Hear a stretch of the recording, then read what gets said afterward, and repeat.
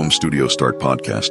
Okay, so you've poured everything into making amazing music, right? Your heart, your soul, late nights. But then you get the industry side of things, and it feels like this, like maze, gatekeepers, contracts you can barely understand, waiting ages for payouts that seem, well, kind of murky. Imagine flipping that. Oh. Imagine you having direct control over your art, your money. That's the dream, isn't it? It really is. Well, welcome to the Home Studio Start podcast. Today, we're going to tear down some of those walls. We're doing a deep dive into this really fascinating article, Blockchain for Musicians, Revolutionizing Music Ownership and Royalties. It's written by Rodrigo Marquez, the founder of Home Studio Start. Yeah, Rodrigo, his whole thing is home recording made easy, which I think fits perfectly here. Totally. Yeah. It really sets the stage for what we're digging into. Absolutely. And our mission today really is to cut through all the tech hype, the jargon. We want to unpack how blockchain isn't just some buzzword. It's like a real potential game changer for you. Yeah. Whether you're just setting up your home studio, laying down those first tracks, or maybe you're already out there looking for better ways. Right. We'll look at how it gives power back to musicians, how it completely changes the royalty game, and opens up some really new possibilities. And importantly, we'll give you some practical steps, things you can actually do. Love that. Because let's be real, the traditional music industry, it's always had these gatekeepers, hasn't it? Labels, distributors, publishers. Exactly. They kind of hold all the keys. They decide who gets heard and maybe more importantly, who gets paid properly. So how does blockchain fundamentally shift that power? How does it go back to the artist? What's the core idea?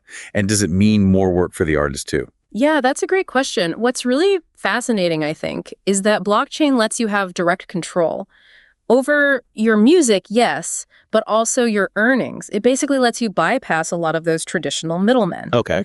So instead of your music going through this whole chain of companies, each taking a cut. Right, the infamous cuts. Exactly. You can connect more directly with your audience. Platforms like Audius, they're already doing this. Musicians can upload tracks, fans can listen, and artists can get paid directly, often in crypto. Now, about the workload, yeah, you might take on more of the distribution side, maybe some marketing you didn't do before. But the flip side is you keep a much bigger piece of the revenue pie. That sounds incredibly freeing. But can you give us a concrete example? How does that direct connection actually look for an artist in the real world? Definitely. Rodrigo's article mentions an indie artist, let's call her Sarah. She put her EP out using Audius, and because she cut out all those traditional layers, she ended up earning, get this, 70% more than she likely would have through a standard distributor. Wow, 70%, that's huge. It's huge. She just kept way more of the money her music generated. It really shows how direct distribution can mean real, tangible financial benefits. Okay, now, here's where my brain starts to spin a little, and I bet some listeners feel the same. NFTs, non-fungible tokens. Yes, NFTs. We hear about them constantly. Yeah. What are they really, fundamentally? Yeah. And how are musicians actually using them? Is this just hype, or is there something real and lasting here? Right. So think of an NFT as a unique digital certificate of ownership, like a one-of-a-kind digital collector's item, or maybe a verified digital deed for a piece of content. Okay, like a digital first edition. Kind of like that, yeah. So musicians are using them to sell unique things, maybe a specific song, exclusive album art, limited edition virtual merch, or even unique fan experiences. Interesting. It's not just about a new way to make money, though it is that. Yeah. It's also about creating this really direct, verifiable, and kind of deep connection with fans. You remember Kings of Leon? They released an album as an NFT. Yeah, I remember that. And it came with perks, right? Like special seats or exclusive artwork for the buyers. So it's more than just the file. Exactly. Now, about sustainability. Look, the market's definitely had its ups and downs. It can be volatile. For sure. But the core idea, verified digital ownership, that direct artist-to-fan link that feels like it has real staying power. And you've got platforms like Catalog or Sound.xyz focusing specifically on music NFTs. Gotcha. And the article also mentions, this sounds intense, decentralized autonomous organizations, DAOs. DAOs, yeah. That's a mouthful. Can you break that down? What are they, and why should a musician care? Does it actually empower artists or just add another layer of tech complexity? Yeah, it sounds complex. But basically, think of a DAO as an artist-run collective. It's a group, maybe musicians, maybe fans too, who pool resources together for a project, say funding an album or a tour. And they make decisions about that project collectively. how the money's spent, what the goals are, and the rules for how this all works are coded onto the blockchain, so it's transparent. So no central boss. Pretty much. It's a way for artists to really own and steer their collective projects without needing a traditional company structure. Now, is it complex? Yeah, there's a learning curve. You have to figure out governance, how to collaborate effectively in this new way. Right. But it offers this really powerful model for shared ownership and creative control. It could unlock, new levels of artistic freedom and even financial independence for groups. So bringing this back home, if I'm sitting here setting up my home studio, trying to figure out how to make this music thing work, what does all this actually mean for me? This sounds like more than just a tweak. It feels like a whole new way of thinking. It absolutely is a major shift. Yeah. For anyone setting up that home studio, understanding this move towards direct control, understanding these new potential income streams, it's becoming crucial. It's not just about making great music anymore, which is still number one, of course. Of course. But it's also about knowing how to get it out there effectively, how to monetize it, how to build your own community around it on your terms. It really changes the whole business model for independent artists. You're moving from hoping someone discovers you to actively building your own music ecosystem. Actively building. I like that. Yeah. Okay, let's shift gears slightly. Royalties. This is probably the biggest headache for musicians, right? Whoa, definitely. Those statements that make no sense, the delays. Yeah. Where does the money even go? It feels like a black hole sometimes. Yeah. How does blockchain tackle that monster? And is it really instant or are there still catches? Blockchain offers this radically transparent and efficient solution. Imagine this. Every single time your song gets played somewhere that's hooked into the system, Yeah. the payment is automatically and pretty much instantly split and sent to everyone who owns a piece of that song. Yeah. The songwriter, the producer, the performer, whoever's supposed to get paid. Instantly. Like no waiting months. That's the potential, yeah. The entire record of who owns what and every payment is logged on this unchangeable public ledger. Think of it like a super secure shared spreadsheet that nobody can tamper with. Okay. So, no more mystery math, no more chasing payments. Now, are there zero costs? Well, sometimes there are small network fees, they call them gas fees, for the transaction. Yeah, I've heard of those. But they're usually tiny compared to the cuts traditional middlemen take and the speed and transparency. Most artists would say it's well worth it. That does sound like a dream scenario. Are people actually doing this now? Are there real platforms making instant royalties happen? Because that's a bold claim. Yeah, there are definitely platforms experimenting and making progress. Vest is one example mentioned. They let fans actually invest in songs. Fans invest. Yeah. And then those fans get a share of the royalties earned by that song. It creates this really direct financial tie. And the article gives this great example, the Beatsmiths. A hypothetical, but illustrates the point. They're group songwriter, producer, vocalist. Using a blockchain system, their agreed royalty split, say 50% songwriter, 30% producer, 20% vocalist, it's coded right into a smart contract. The smart contract. Yeah, it's like a self-executing contract written in code. So every time the song streams, boom, that contract automatically sends 50% here, 30% there, 20% over there, instantly. Wow. So it eliminates disputes. Exactly. No arguments, no delays. And you had early pioneers like Ujo Music, which is part of Consensus now, who really paved the way, showing this was technically possible years ago. So for our listener, maybe they're literally tracking vocals in their home studio right now. What are some practical things they should be doing today, based on Rodrigo's advice, to get ready for this, to start taking control of their earnings? Okay, two really crucial things, even before you dive deep into blockchain itself. First, diligently use ISRC codes for all your recording. ISRC, International Standard Recording Code. Exactly. It's like a unique digital fingerprint for your specific recording. Absolutely vital for tracking plays and usage across the globe. Got it. Second, document everything. All your agreements, your splits with collaborators. Write it down, make it clear. Okay. Because even if the fully integrated blockchain royalty systems are still evolving and not everywhere yet, having these codes and clear agreements gives you much better tracking and control right now.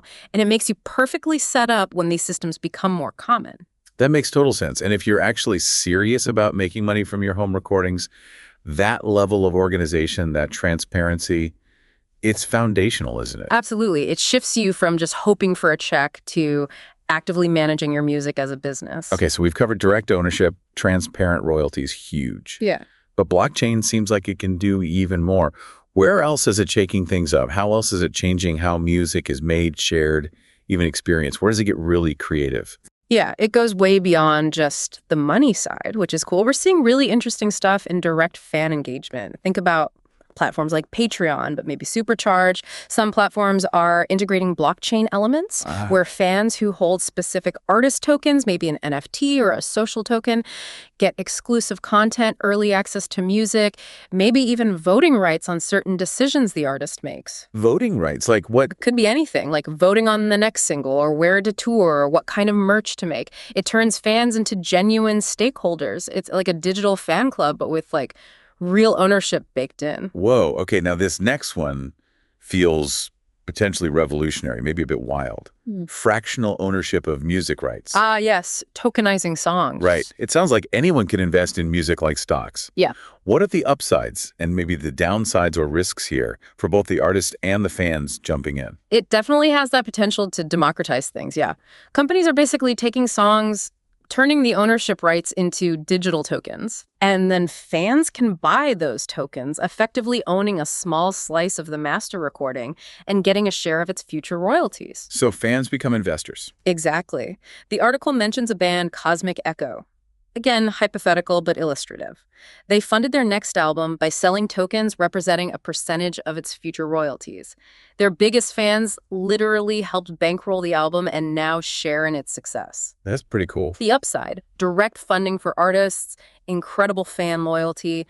The risk, well, like any investment, the value can fluctuate. The music might not earn as much as hoped, and it's still a pretty new legal area, so everyone involved, artist and fan, needs to do their homework. Right. Due diligence is key. And what about just managing rights in general? Mm. Copyright, licensing. That's always been such a tangled mess. How does blockchain help there? Is it going to finally sort everything out? It definitely helps untangle things. Blockchain creates this transparent, unchangeable record and immutable ledger of who owns what. Immutable means it can't be changed. Exactly. Once a record of ownership is on the blockchain, it's incredibly difficult and basically impossible to alter it secretly. So it becomes way easier to track how a song is used, prove who the rightful owner is, and hopefully prevent copyright infringement more effectively. So fewer lawsuits, maybe. Hopefully.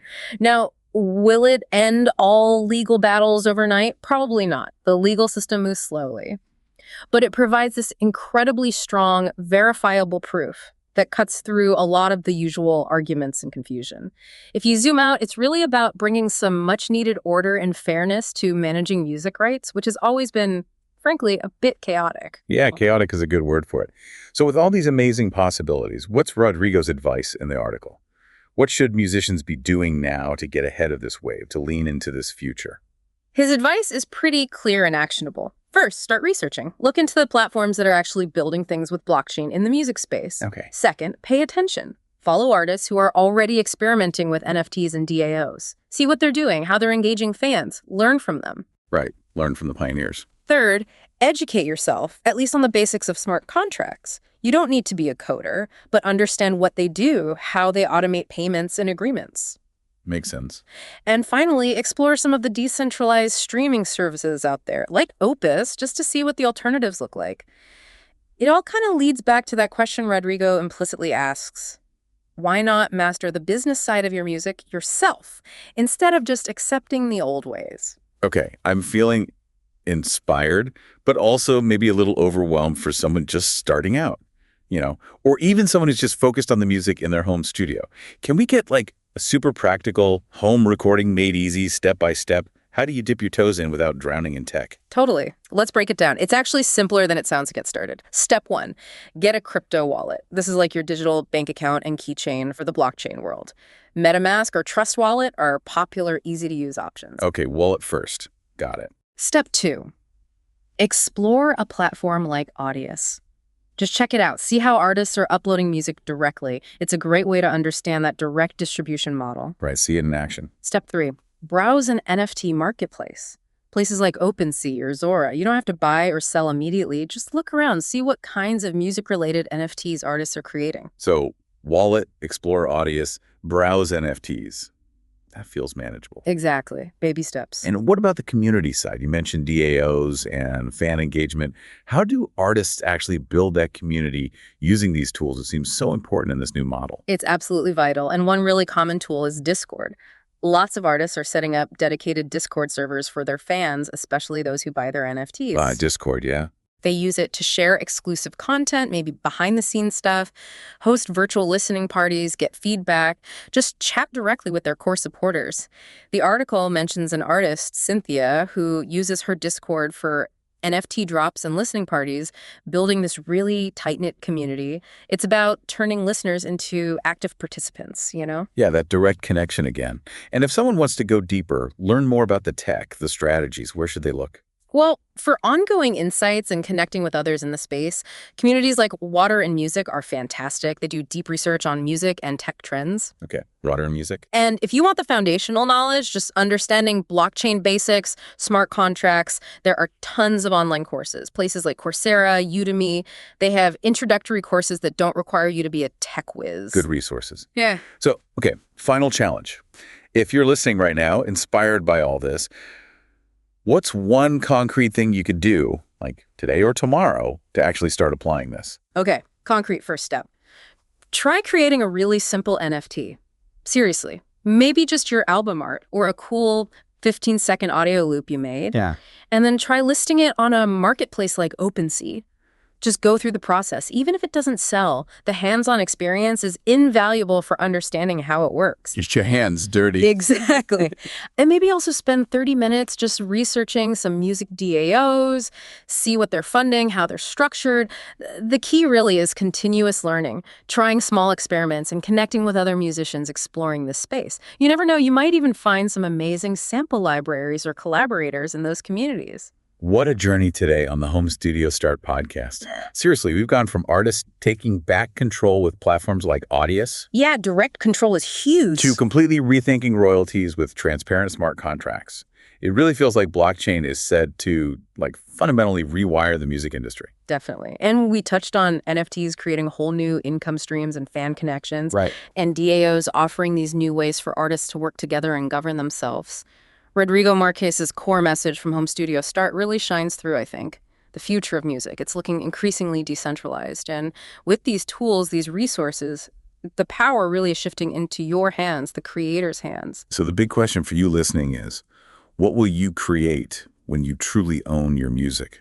When you have that direct line to your audience and control over your earnings, how will that freedom change not just your career, but maybe the sound of the whole industry? Our advice: explore it. Experiment. Don't be afraid to dive in and amplify your own unique creative vision using these powerful new tools. Until next time, keep making that magic happen in your home studio.